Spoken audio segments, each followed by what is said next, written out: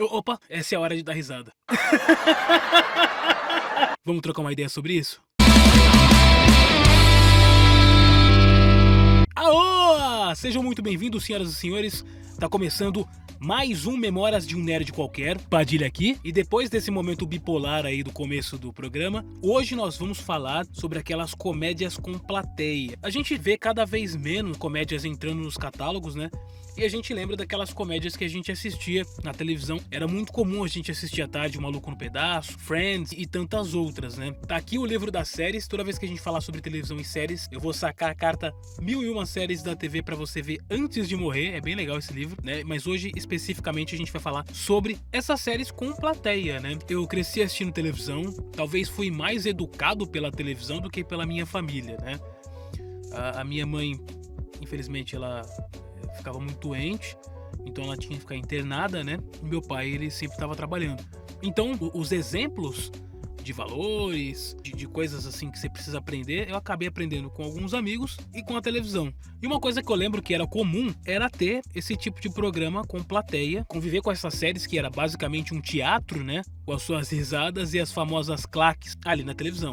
Não que um produto ficcional não fosse a representação de um teatro em si, mas o advento das risadas ali, daquele cenário estilo teatro mesmo, né?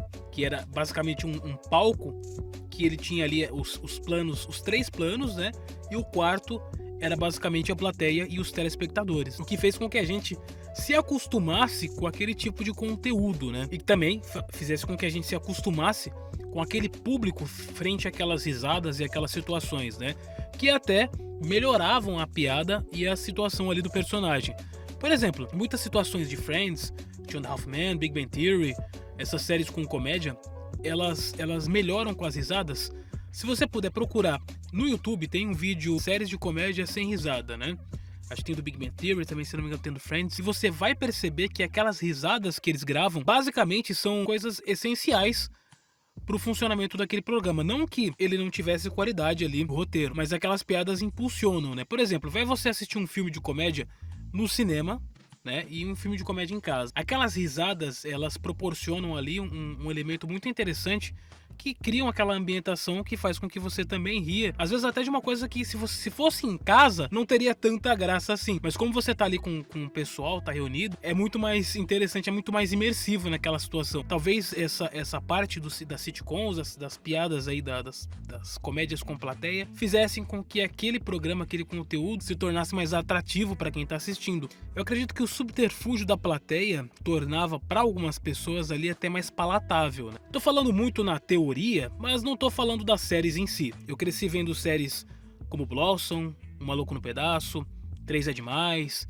Kenan e Kel, Eu, a Patroa e as Crianças, Friends, entre outras, né? Eu coloquei aqui os bastidores do Friends porque eu acredito que é uma das maiores séries de comédia de todos os tempos, mas a gente não pode esquecer de séries como Seinfeld e as precursoras como I Love Lucy, né? Que é uma série que fez muito sucesso na sua época, né?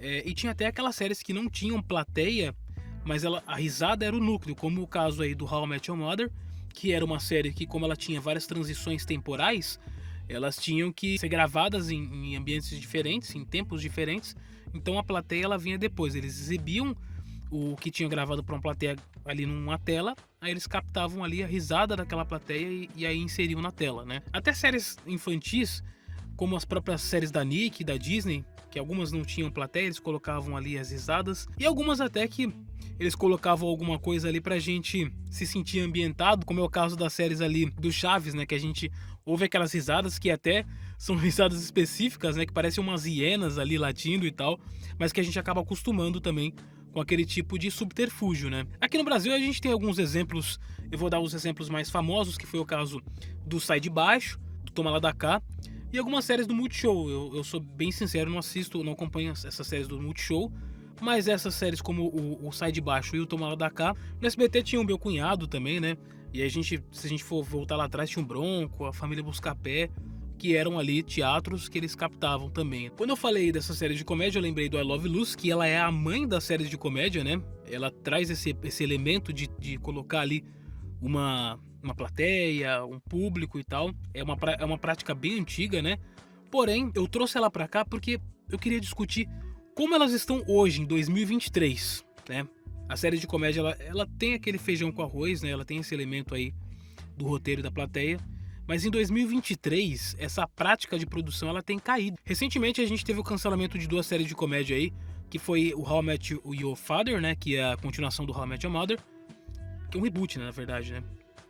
E temos aí o iCarly, que também era uma continuação da série ali e foi cancelado. E hoje em dia se questiona esse tipo de série nos catálogos, mas essas séries de comédia com plateia ela tem caído com o tempo. Esse estilo vai abrindo espaço para outro estilo de comédia, uma comédia mais rápida, né? Até mesmo a linguagem da época não é a linguagem agora não é a mesma linguagem da época, né?